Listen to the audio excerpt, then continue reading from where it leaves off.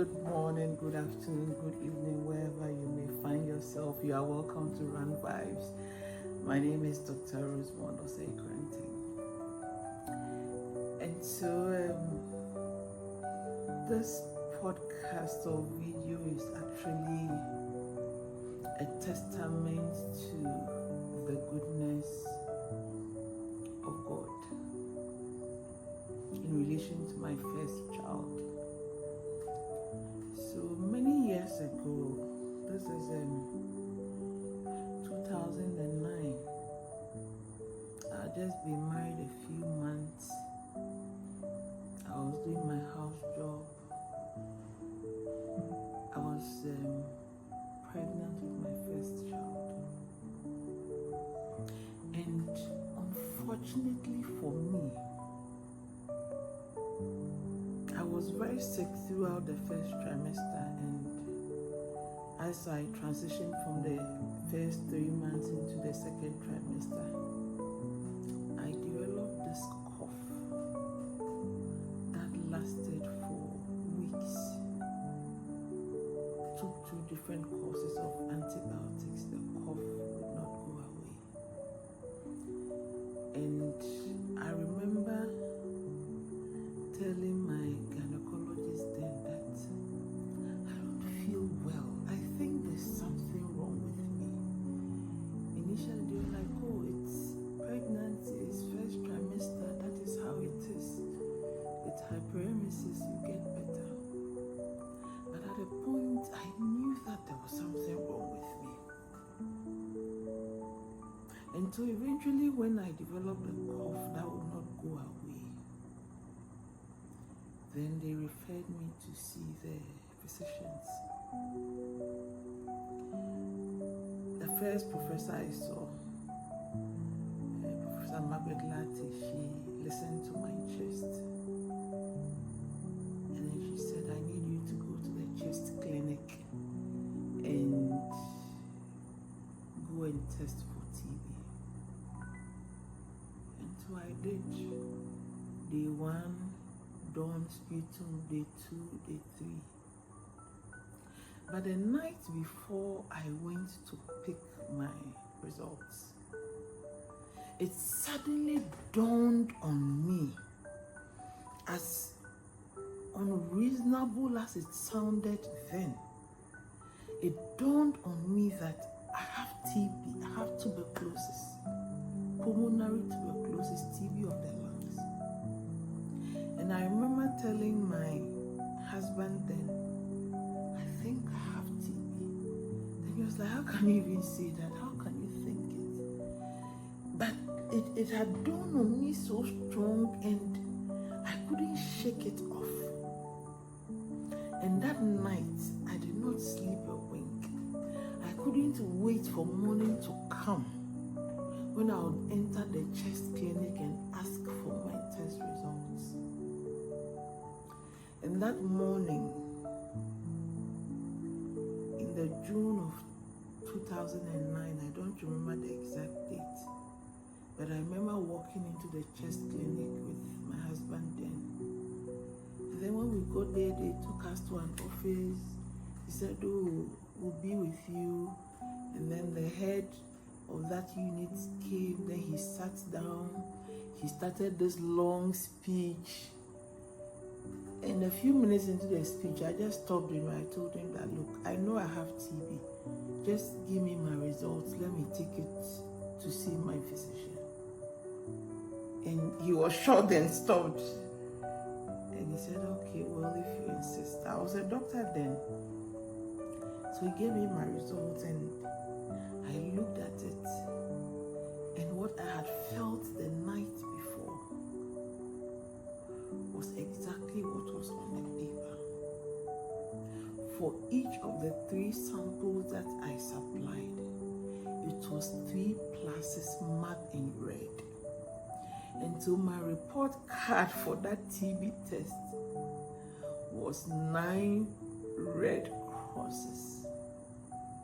I don't know how I got out of that office. I was 18 weeks pregnant. And I don't know how I walked from chest clinic to the medical block in Koliko as we discussed these results. But I remember very well sitting in the physician specialist's office as we discussed my results. And as she spoke about, we need to start TB medication immediately. You have lost so much weight. This is such a severe infection. And then she said, I think that you should terminate this pregnancy so that you can recover from this very terrible infection. And then when you have recovered, you can try for another baby. And this was me in a young marriage. The marriage was just about 6 months or so, but in that short time, I had suffered so much already. I remember looking at the doctor and telling her in the face that I have suffered. I have suffered, and if I have suffered, and if this baby is the only thing I am going to get out of this marriage, I'm willing to keep her against the odds. I'm going to keep this pregnancy, and I'm going to take my anti-TB medication, and I'm going to go to term, and I'm going to deliver a healthy baby.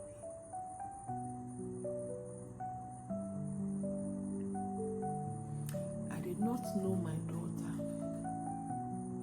I had not even begun to feel her kick. But even then, even before I met her, even before I felt her first kicks in my belly, I loved her. And long before she was born, long before I held her in my arms, the mother in me had been birthed.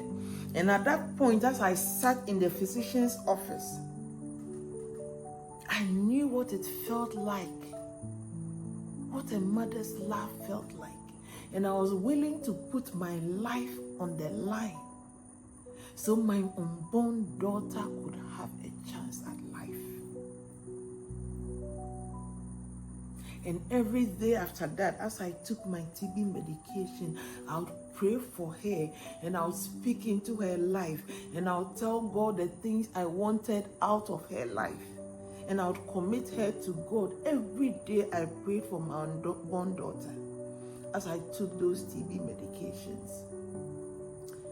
And many years down the line, just last week, I was in the office, I was rounding up for the day, and then an email popped up on my screen.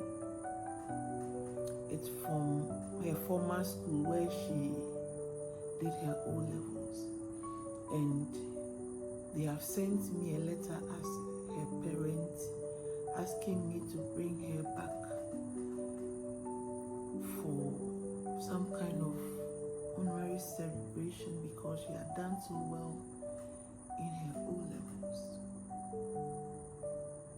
And as I sat there looking at that email and reflecting on the gift that my daughter is to me and to the world, I remembered this I have just recounted with you, the story about me getting very bad tuberculosis when I was pregnant with her. And at that point, I couldn't help but thank God for His absolute mercy, the mercy of God. As young as I was then, my faith is not now, is nothing compared to my faith at that time. But even with the little faith I had then, I trusted God that if I committed my unborn child to Him, He was able to protect her, even as I went through TB treatment. In every prayer I whispered, everything I said to God in the place of prayer concerning my daughter and the person I wanted her to grow up to be, I have seen it come to life come to pass right before my very eyes. Every prayer I whispered concerning her, they have not fallen to the ground. This podcast is not about TB treatment, and it is not about TB medication. This podcast is about the power of our words and the love of mothers. And so despite the fact that I had a disease that can kill, in Akan, we call TB in Samangwa. Because when you have TB, you are coughing the cough of dead people. You are on your way to dying. I remember that day when I called my dad and told him that, Daddy, I have TB. He said, do you know what we call TB in Akan? We call it in Samangwa.